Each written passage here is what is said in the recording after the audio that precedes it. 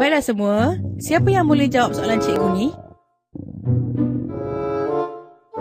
Cikgu!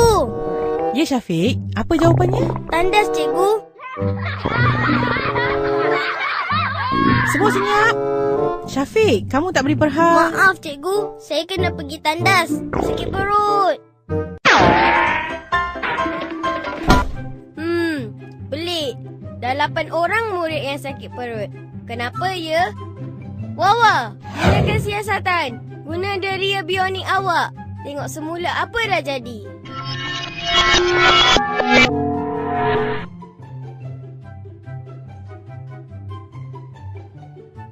Patutlah. Makan tak cuci tangan. Kuku pula panjang. Sepatutnya sebelum makan, kena cuci tangan dengan sabun betul-betul. Kuman mudah terkumpul di tangan bila kita pegang macam-macam.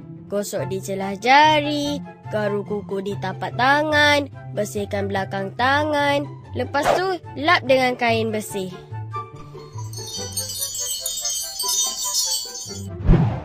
Tapi ada 8 orang yang sakit perut.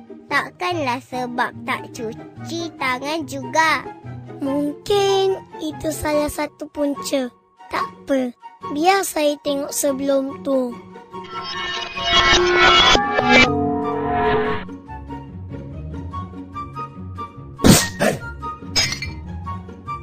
Ayo, kotornya.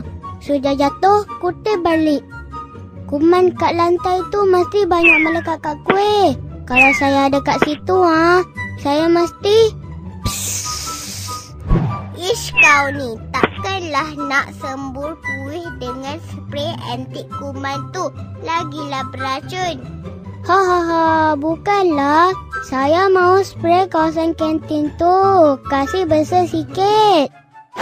Ni pun salah satu punca.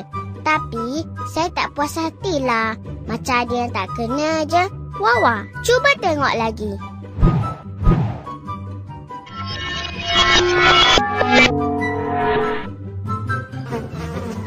Saya dah agak dah.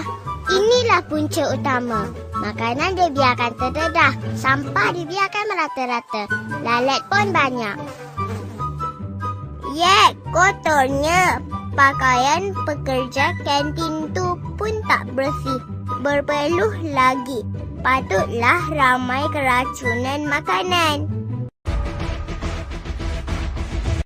Ingat tahu adik-adik, pastikan kebersihan terjaga sebelum kita makan di kantin sekolah.